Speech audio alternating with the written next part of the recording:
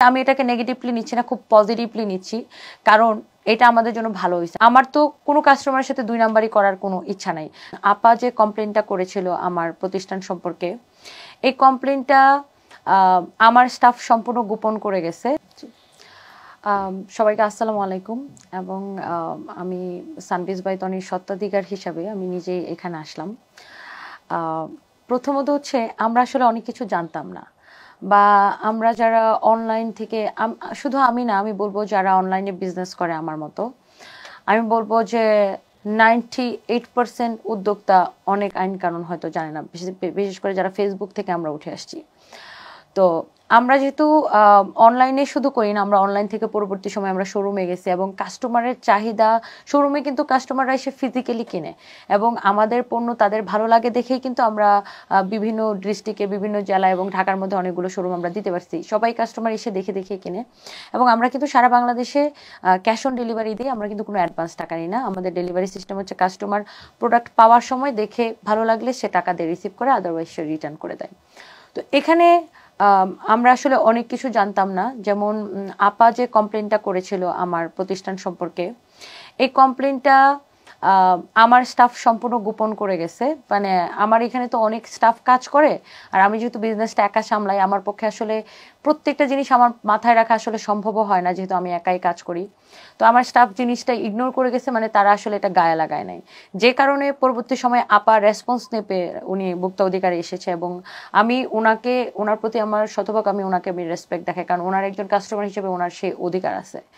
তো ভোক্তা অধিকারে ওনারা আসার পরে ওনারা যে চিঠিটা আমাদেরকে দিয়েছে, সেটা আমাদের যেটা মেইন ব্রাঞ্চ পুলিশ প্লাজা শোরুমে পাঠিয়েছে।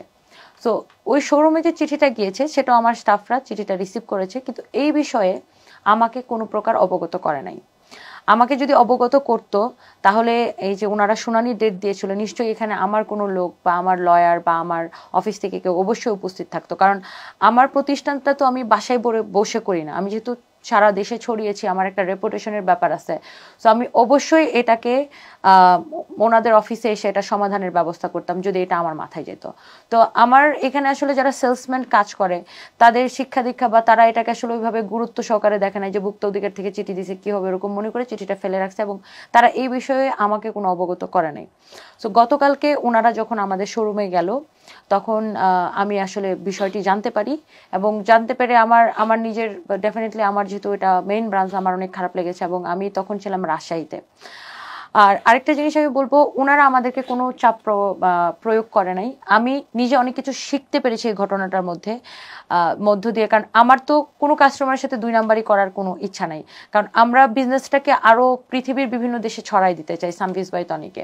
সো আমরা অনেক কিছু জেনেছি, যেমন এটা হয়তো অনেক উদ্যোক্তারাই বা অনেক ব্যবসায়ীরা জানে না যে আমরা পণ্যটা যেখান থেকে পারচেস করি বা পণ্যটার সোর্সিংটা কি, সেই কাগজপত্রের ফটোকপি আমাদের শোরুমে রাখতে হবে। এই জিনিসটা আমরা একদমই অবগত ছিলাম না। আমরা ভাবতাম যে আমাদের হেড অফিসে রাখলেই হবে, বা আমরা বছর শেষে একবার হিসাব করে ওই কাগজপত্র আমরা হয়তো ফেলেও দিতাম। দেখা যেত প্রতি বছর হিসাব করে আর আমরা রাখতাম। আমরা ভাবতাম এই কাগজ দিয়ে আর কি হবে। সো আমরা যে পারচেস করি, আমরা যেই দেশ থেকেই পারচেস করি বা যেখানকার, বা বাংলাদেশ থেকে বানাই, বা আমরা ইন্ডিয়া থেকে আনি বা পাকিস্তানি থেকে আনি বা থাইল্যান্ড, চায়না, যেটা হোক, আমরা দেখা যেত বছর শেষে কাগজগুলো আমরা ফেলে দিতাম। আমরা জানতামই না যে এই কাগজগুলো আসলে শোরুমে রাখতে হবে। কখনো যদি ধরেন আমি এই শার্টটা আজকে পারচেস করছি, এটা আমার এই বছর কোনো কারণে সেল নাও হইতে পারে, এটা আমার স্টক থেকে যেতে পারে, এটা আমার আগামী বছরে সেল হইতে পারে। সো আমরা দেখা যেত কাগজগুলো আমরা ফেলে দিতাম, আমরা জানতাম না যেটা শোরুমে রাখতে হবে। এটা অনেকেই, আমি বলবো যে বেশিরভাগ বিক্রেতা এটা আমরা হয়তো জানি না।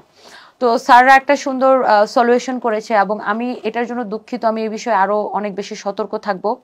এবং আমরা যেখান থেকে পারচেস করি পাকিস্তানি ড্রেসগুলা, জব্বার স্যার হয়েছে ওনাদেরকে কল দিয়েছিলেন, এবং ওনারা হচ্ছে যে জিনিসটা ওইভাবে রেসপন্স করে নাই, মোটামুটি অ্যাভয়েডই করে গেছে। যেহেতু এটার প্রচারটা আমি করেছি এবং এটার লাইভে যে আমি বলেছি, সো সেই ক্ষেত্রে আসলে এখানে আমি বা আমার যে ক্যারিয়ার বা যারা নিয়ে আসছে, সেক্ষেত্রে তাদেরকে কাস্টমার চেনে না, কাস্টমার আমাকে চেনে। এবং আমরা এটাও জানতাম না যে আমরা যেখান থেকে সোর্সিং করব তাদের এলসির কাগজপত্র বা প্রোডাক্টটা যে ইম্পোর্ট হয়েছে সে কাগজপত্রগুলো আমাদের কাছে রাখতে হবে।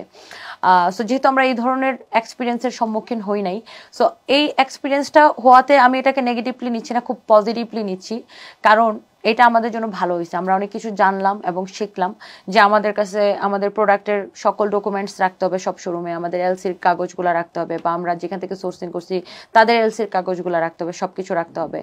সো আমি এইটা অবশ্যই আমরা নেক্সট টাইম আমরা এটা খুব ভালোভাবে এটা আমরা ফলো করব, এবং এটা আমি নিজে জানলাম। এবং দেখা গেছে যে আমাদের কোম্পানিতে ধরেন যে 250 মানুষ কাজ করে, একটা স্টাফের একটা ভুলের জন্য সেটার খেসারত হয়তো আমাকে দিতে হচ্ছে, বা যে কোনো প্রতিষ্ঠানের একটা স্টাফের ভুলের জন্য খেসারত মালিককে দিতে হয়।